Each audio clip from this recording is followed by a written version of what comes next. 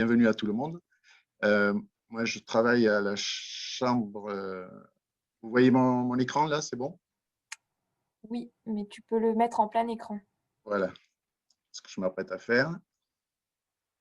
Donc, depuis 2016, fin 2016, alors voilà. Depuis fin 2016, je suis engagé dans le défi avec un groupe de maraîchers sur la Corrèze. Euh, En quelques mots, il s'agit donc d'un groupe qui se situe géographiquement au sud, à l'ouest et un peu au nord de la Corrèze. Euh, Ils sont une dizaine d'exploitations. Il y a le lycée agricole de Voutezac qui a une production maraîchère et arboricole et horticole qui participe au groupe.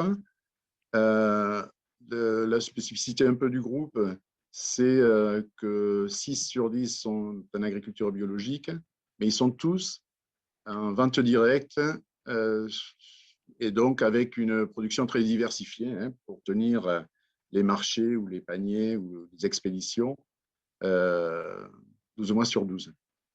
Alors j'ai renoté rapidement qu'est-ce qui a amené les agriculteurs à venir participer à ce travail en réseau. Accéder à de l'appui technique en réseau, c'est-à-dire échanger des expériences, avoir des conseils et réfléchir ensemble à des solutions. Moi, quand j'invite à des réunions, je prépare des documents, etc. Et beaucoup me disent, mais, enfin pas beaucoup, certains me font remarquer que c'est plutôt en voyant ce qui se passe chez le collègue, en discutant qu'ils apprennent plutôt qu'en regardant des courbes. Donc, voilà la réalité un peu de l'animateur.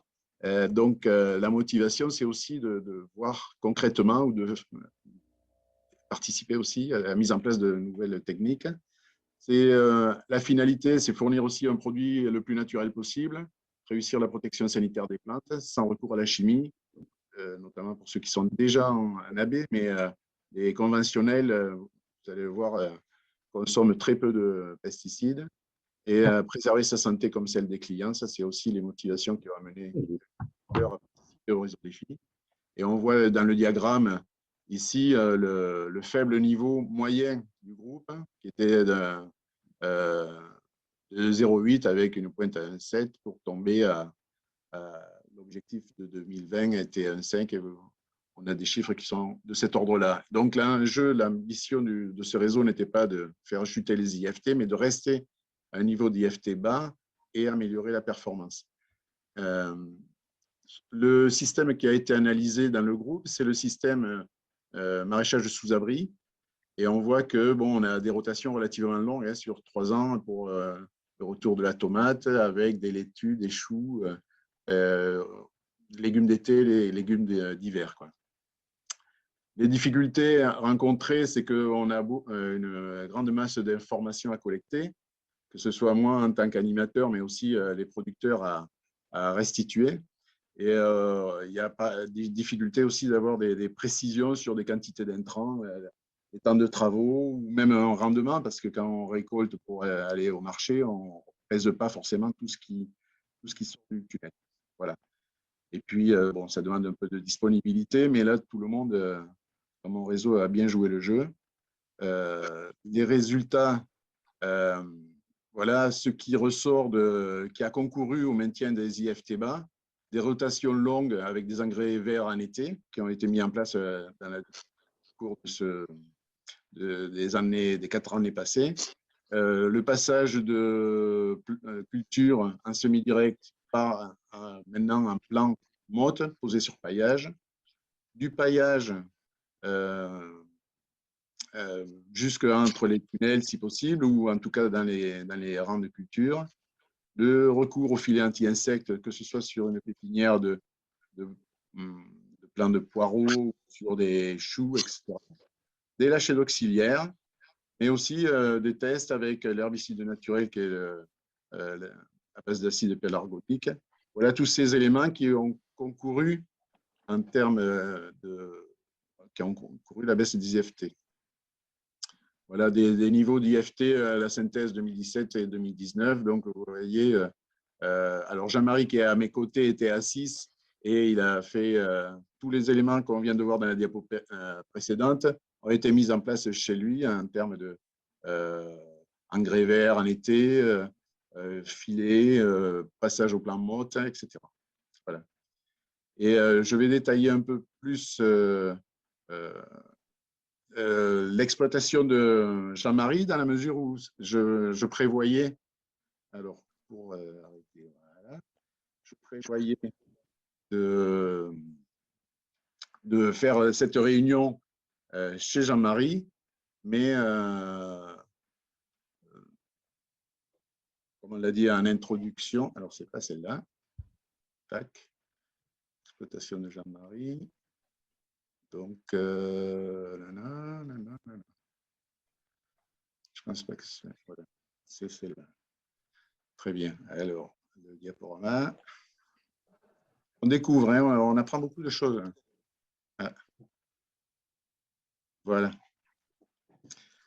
Donc, il s'agit d'une exploitation familiale avec 3 associés, une propriété de 30 hectares, 1,5 hectare en légumes de plein champ en plaine et des cultures sous abri Tu froid. partages ton écran, Jean-Claude, ou pas? Ah, j'ai pas. On ne voit rien du tout là, oui. Ah, excusez-moi. Alors, voilà, on apprend. Échappé. J'arrive plus à revenir dans le. Oui, d'accord, je comprends mieux ce qui se passe. Partager.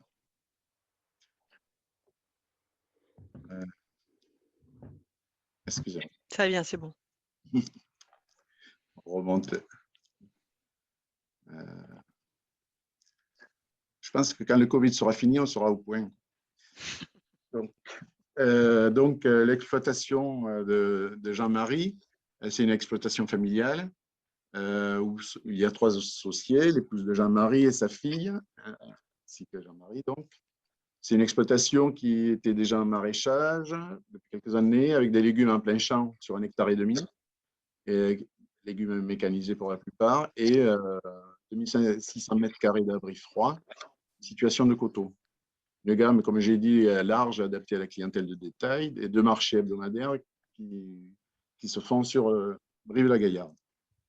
Après le système de culture, on a une rotation un peu longue. C'est un peu schématisé parce qu'il y a des fois du navet, de l'épinard, etc., qui s'intercalent dans ces rotations. Mais en gros, on a un été avec une tomate, haricots verts et légumes d'été, aubergines, poivrons, concombres. Le printemps suivant, on a une pomme de terre primeur. Et en été, on a mis un engrais vert pour préparer les légumes d'hiver à venir, soit mâche, soit enfin, salade. Hein, voilà. Et c'est cette rotation qui est analysée dans le cadre du défi. Là, on a une image un peu du travail en planche, semi-direct de radis, les oignons qui sont passés maintenant en légumes plan motte, avec plusieurs graines par motte. La gestion de l'herbe par paillage, même à l'extérieur, puisque c'était, je l'ai cité tout à l'heure, le projet collectif améliorer la gestion de l'herbe dans les cultures comme dans les abords pour s'affranchir des herbicides. Et là, l'utilisation de voiles insectes-proufs sur carottes, voilà, tout ce qui a été mis en œuvre. Là, on avait fait une expérience entre une occultation avant un semis de mâche, semis réalisé au semoir pneumatique traîné derrière un tracteur, et une mâche en motte. L'occultation n'a pas marché suffisamment parce qu'elle a nécessité un désherbage à la main. Et le passage en motte, on a vu qu'il fallait les positionner sur des bâches. Et aujourd'hui, c'était voilà les travaux qui ont été menés au sein du réseau. Là, on voit au pied des arceaux, c'est pas très franc, mais du mouron qui a été arrêté par l'acide pélargonique. Là, c'est le tunnel en été avec du sorgho. C'était une nouveauté pour Jean-Marie, mais voilà, beaucoup de tests ont été menés. Le plan de poireaux qui était en plein sol et avec une désinfection du sol s'est vu réalisé aujourd'hui grâce à une chaîne de semis plaque. Et Jean-Marie maintenant fait, voilà, ça c'était l'ancienne méthode, plein sol avec un filet insect-proof. Et là, aujourd'hui, c'est toujours sous filet insect-proof, mais avec du plan en motte. Voilà, et tout ça, on retrouve la diapo précédente, hein, donc, qui a amené un maintien des IFT bas. On m'a dit, il faut citer les réussites, les échecs. Alors, les réussites, les changements de plusieurs itinéraires techniques, plan motte, ce que je viens d'évoquer, suite à une visite en Lot-et-Garonne proposée par notre collègue Cécile Delamarre, qui anime un réseau des filets là-bas. Généralisation des filets sur poireaux, carottes et autres cultures. Meilleure maîtrise de la conduite hydrique et minérale des cultures, notamment culture de salade, sous-paillage, surpaillage noir avec le goutte à goutte un peu pour réduire la pression, botrytis et autres maladies du cœur. Analyse de sol et gouges de suivi de l'humidité du sol. Alors, on a bien compris que si l'alimentation et en eau et en éléments minéraux étaient bonnes, on réduisait les risques sanitaires. Et aussi une adaptation du matériel, alors pour biner les buttes de pommes de terre. Enfin voilà, Jean-Marie a aussi la capacité à créer des outils. Et ça, ça a permis, voilà ce que j'ai rapidement identifié comme réussite. Un échec, eh bien, l'occultation, je l'ai évoqué, du semis avant, l'occultation avant le semis de mâche, ça n'a pas été suffisant. Il a fallu du rattrapage. La pépinière de poireaux sous un insect-proof, mais trop de travail à manipuler le filet, donc il va falloir trouver autre chose. Et milieu au radis, éloigner les séries pour éviter la contamination. On subit. Donc, le résultat, les IFT qui ont baissé, des investissements des équipements qui améliorent la productivité, et des produits de qualité et des clients très fidèles. Donc, voilà, ça, c'est le résultat. Mais les perspectives, améliorer le contrôle des pucerons, qui reste un problème suite à 2020. Tester la biodiversité fonctionnelle contre les pucerons, c'est ce qui devrait être fait en 2021.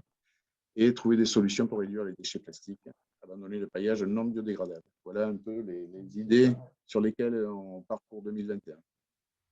Voilà, je vous remercie. Je crois que j'ai débordé aussi. Je passe la main au suivant. Du coup, Karine, tu peux prendre le relais pour présenter ton groupe. Alors, oui. Hop, j'active tout. Donc, écran partagé. Que je ne me trompe pas. Voilà, partagé.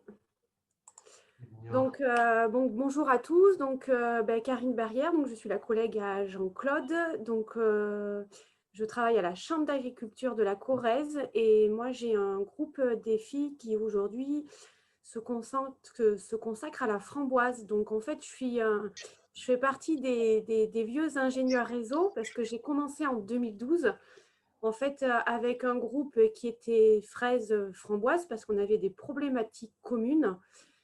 Et finalement, au moment du réengagement en 2016, moi, je me suis consacrée à la framboise et j'ai laissé la place à un collègue pour qu'il puisse accompagner à mi-temps des producteurs de fraises. Donc, sur mon réseau framboise, il y a 11 exploitations. Donc, 11 exploitations et dont beaucoup qui sont présentes depuis le départ. Donc, on a travaillé vraiment plusieurs problématiques. Donc, au départ, l'objectif, c'était de réduire les IFT, sachant qu'en framboise, un peu comme en maraîchage et en Corrèze, on ne partait pas avec un IFT très élevé, puisqu'on était de mémoire à 4,60. Donc, on avait réussi à descendre cet IFT-là à moins de 37%. Donc, avec les producteurs, on a fait un moins 37%. En fait, on avait travaillé plusieurs leviers. Donc, comme Cathy l'a dit tout à l'heure, hein, on a travaillé sur la suppression de certains produits. Donc, la suppression chez nous, elle est vraiment passée par l'apprentissage de l'observation des cultures et savoir observer et savoir identifier donc, les auxiliaires, les ravageurs, essayer de déterminer aussi des seuils de nuisibilité sur chacune des exploitations. Donc, quand on a pu supprimer les interventions, en fait, on l'a fait. Quand on n'a pas pu les supprimer, on a travaillé sur la substitution. Et sur certaines exploitations aussi, on a travaillé l'efficience. Donc tout à l'heure, Cathy a parlé d'efficience, elle parlait de réduction de dose. Alors en framboise, ce n'est pas du tout sur la réduction de dose qu'on a travaillé, mais sur la qualité de pulvérisation. Donc ce qui fait qu'aujourd'hui, en fait, on a réussi à vraiment baisser notre IFT, on va dire, intrant. Puisque en moyenne sur le réseau, on est entre 1,18 et 1,37 d'IFT. Donc là, on est vraiment plus sur le maintien d'un IFT bas au regard des pressions grandissantes que sur une stratégie de réduction. Alors, la réduction, ce n'est pas forcément la réduction des produits phyto comme on peut l'entendre. Donc, moi, ma fiche trajectoire que j'avais écrite, je ne sais plus, peut-être en 2015, j'ai un doute, 2014. En fait, elle a porté aussi sur les introductions de macro-organismes. Donc, tout à l'heure, on vous parlera de l'objectif de la rencontre aujourd'hui, c'est les biocontrôles.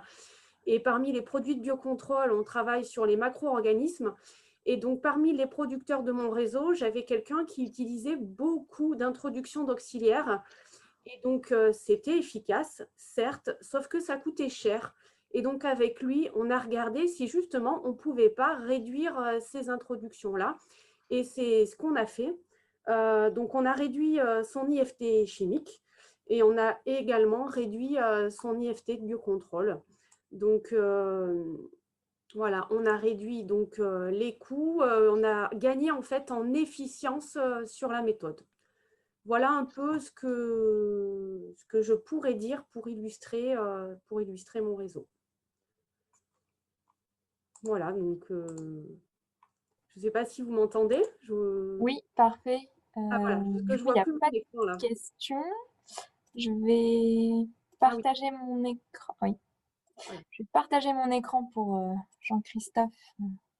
J'ai juste oublié de dire que dans mon réseau, pardon, j'ai des producteurs en plein sol et j'ai des producteurs en hors sol. Et j'avais en fait un des agriculteurs qui n'était pas en bio, mais qui pratiquait comme s'il était en bio. Voilà. Très bien. Jean-Christophe, si tu veux normalement Oui. vendre. Ouais. Tout le monde m'entend? C'est bon? C'est bon. Ok. Alors.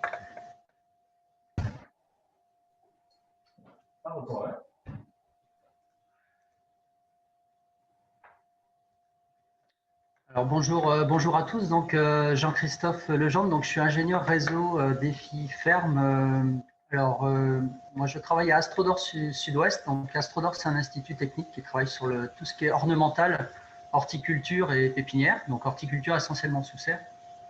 Et puis pépinière beaucoup soit plein champ, soit au conteneur.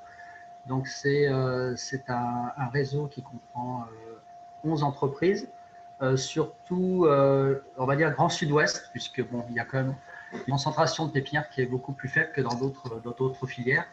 Donc c'est des entreprises qui vont, il y en a une en Corrèze, à côté de Brive, mais il y en a aussi dans le Pays Basque, jusqu'au sud de Toulouse. Voilà, donc la région est assez grande. Néanmoins, ce groupe d'entreprises bien motivées, on arrive à se réunir en 2020 beaucoup en visio, mais d'habitude beaucoup en présentiel. Et on travaille sur surtout une problématique de moindre utilisation d'herbicides, puisque ce sont les produits pesticides souvent les plus utilisés. L'aspect insecticide, fongicide est très lié en fait en pépinière en conditions météo en extérieur. Donc, on n'a souvent pas trop les moyens d'intervenir avec d'autres produits que chimiques, mais de plus en plus, les entreprises passent dans un système de ce qu'on appelle nous de non-agir, c'est-à-dire qu'on laisse parfois faire la nature, puisque par définition, les plantes ornementales ne sont pas destinées à la consommation humaine, donc il y a un moindre impact au niveau santé direct. Tout ce qui est herbicide, on travaille beaucoup sur le passage en paillage, beaucoup en hors sol. Donc, la réduction de phyto est passée beaucoup par là. Donc, avant, les entreprises utilisaient des produits antigerminatifs pour mettre la plantation en conteneur. Et maintenant, il y a une généralisation à 80% environ sur du paillage fluide positionné au moment du rempotage. Voilà. Ça, on peut peut-être le voir sur la diapo d'après, s'il te plaît, Marie. Des IFT. J'ai que ça après. Ouais. Voilà, donc il y a 11 entreprises dans le réseau. Alors c'est historique, hein, depuis 2012, le groupe existe. Moi, j'ai l'animation depuis 3 ans. Je ne sais pas si tu arrives à le partager. Oui, tu veux que je te remette la première? L'autre diapo, en fait, il y en avait 2 et l'autre. Oui, j'ai qu'une diapo, moi, Jean-Christophe, sur ça. Ok. Ah, il n'y avait pas. D'accord. Ouais. Donc, en fait, au niveau des IFT, notamment chimiques, voilà, on est passé d'un taux d'IFT qui était de plus de 11 à actuellement moins de à peu près 3. Voilà, donc ça, c'est vraiment des méthodes qui ont fait leurs preuves. Donc, on continue là-dessus. Et en termes d'insecticides, fongicides, ce qui est insecticide, on le réduit considérablement en laissant faire la nature, les auxiliaires naturels, et on essaye de substituer des temps de traitement à des temps d'observation. C'est-à-dire que les opérateurs, quand ils font leur traitement, qui faisaient leur traitement chimique, ils passaient du temps à observer, voir s'il y a des ravageurs, à préparer les produits, à préparer leurs machines, à se préparer soi-même pour faire le traitement. C'est un acte dangereux parce que bon, c'est des produits chimiques. Maintenant, ils consacrent ce temps à observer. Donc, aussi bien ils observent les ravageurs, mais ils observent aussi toute la faune auxiliaire qu'il y a autour et essayer de comprendre et de déterminer les interactions qu'il y a dans cette chaîne trophique entre ravageurs et puis auxiliaires, et de déterminer des seuils de nuisibilité pour ensuite agir ou ne pas agir. Et on s'aperçoit très souvent quand naturellement dans la nature, entre 15 jours et 3 semaines, le problème est réglé, notamment avec des pucerons. Donc, comme on dit souvent, il est urgent de ne rien faire. Voilà. Donc là, je parle en extérieur, hein, c'est pas toujours évident. Par ailleurs, en horticulture sous serre, c'est plus compliqué, mais on verra cet après-midi qu'il y a aussi des solutions de biocontrôle, notamment l'utilisation d'auxiliaires de culture.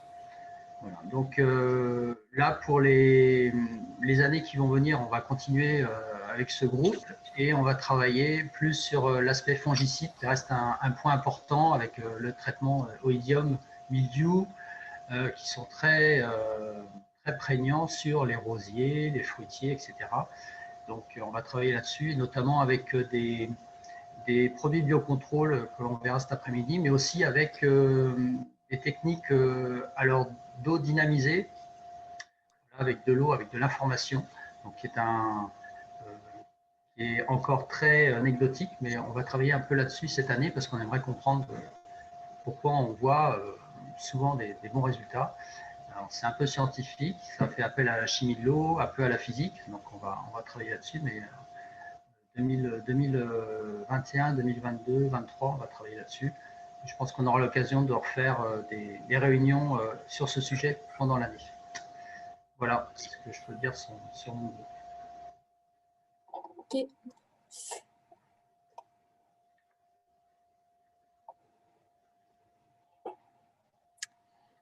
Très bien.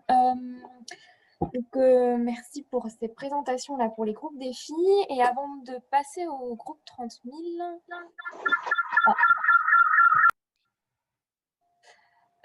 j'avais une question, vu qu'il n'y en a pas encore dans le fil de discussion, j'avais une question destinée à Jean-Marie Vial, justement pour qu'il puisse un peu témoigner de ce que ça lui a apporté de faire partie de ce réseau défi. En quelques mots, s'il peut faire part un peu témoigner.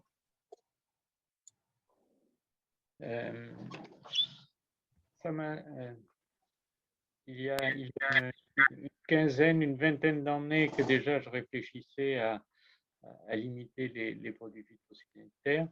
Mais depuis que Jean-Claude m'a invité dans le groupe, m'a fait participer au groupe, ça m'a créé une motivation personnelle, car je suis persuadé qu'il faut que les producteurs aient dans la tête d'aller dans ce sens-là. La réglementation, c'est une chose, mais il faut que le producteur soit motivé. Si on est motivé, eh ben on trouve des solutions. On ne les trouve pas, mais on les trouve quand même. Et c'est vrai que le fait d'être en groupe, ça apporte beaucoup.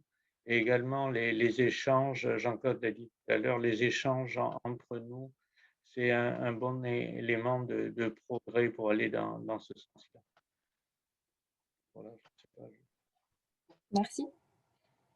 Du coup, je vais partager mon écran pour vous présenter ce qu'est un groupe 30 000 et après, je donnerai la parole à Sandra Chatufo qui présentera les groupes 30 000 en Corrèze. Alors...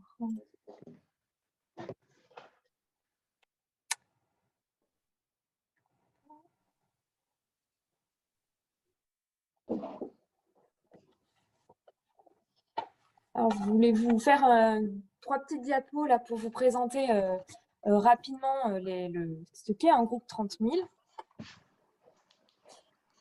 Alors, ces groupes 30 000, en fait, ils ont été instaurés en 2016 dans le cadre du plan Ecophyto 2.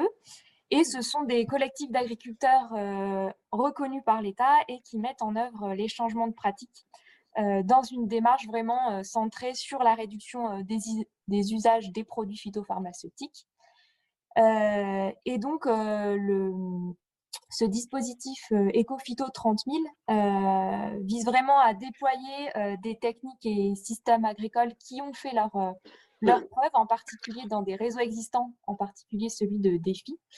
Et donc, le but étant de vraiment multiplier par 10 le nombre d'agriculteurs engagés dans une démarche agroécologique à bas niveau de produits phytosanitaires. Et donc, en fait, de passer de 3 000 fermes Défi à 30 000. Donc ça, c'est vraiment l'objectif des 30 000. Et donc, ces groupes 30 000, ils sont composés en général d'une douzaine d'agriculteurs qui sont volontaires et qui souhaitent réduire leurs usages de produits phytosanitaires. Ils sont accompagnés dans leurs travaux par un animateur. Donc, il peut être d'une chambre d'agriculture, d'un CIVAM, d'une COP, d'un institut technique, etc. Et donc, cet accompagnement est financé par des crédits Ecophyto en région. Donc, en France, ça représente à peu près 350 groupes et plus de 4000 agriculteurs engagés. Donc, voilà, c'est vraiment des collectifs qui sont accompagnés donc, par un animateur qui a pour rôle vraiment de dynamiser le groupe, de favoriser les rencontres, les échanges, d'identifier des pistes de solutions en faisant des liens avec les réseaux Défi et Ferme et XP qu'on vient d'aborder, et puis de faire connaître tous ces travaux du groupe, par l'intermédiaire, par exemple, de ces rencontres comme on fait aujourd'hui. Et donc, en fait, cette massification de groupe, elle est visible en Nouvelle-Aquitaine. Donc là, je vous ai mis un peu les chiffres officiels de groupes actifs pour Défi. Donc, la Nouvelle-Aquitaine regroupe 45 groupes actifs avec 505 agriculteurs. Donc, ça représente 19 groupes en grande culture, polyculture, élevage, 13 en viticulture, 6 en maraîchage, 5 en arboriculture et 2 en horticulture pépinière.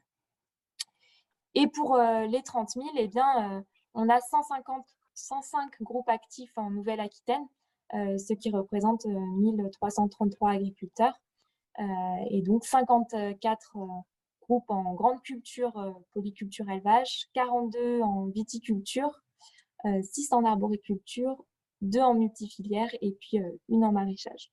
Donc voilà, c'était juste pour vous remettre un peu le contexte de ces groupes 30 000 en quelques diapos.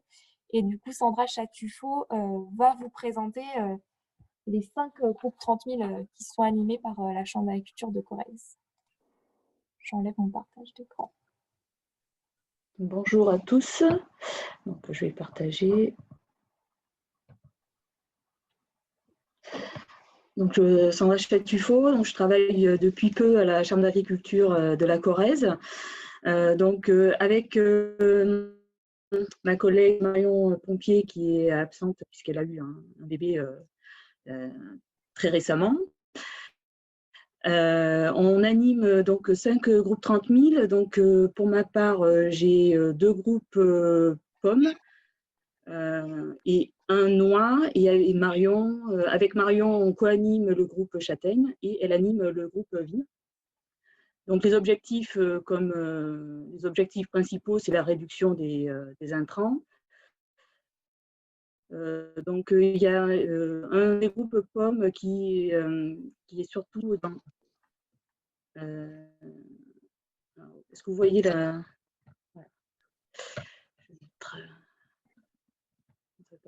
Voilà, là c'est bon.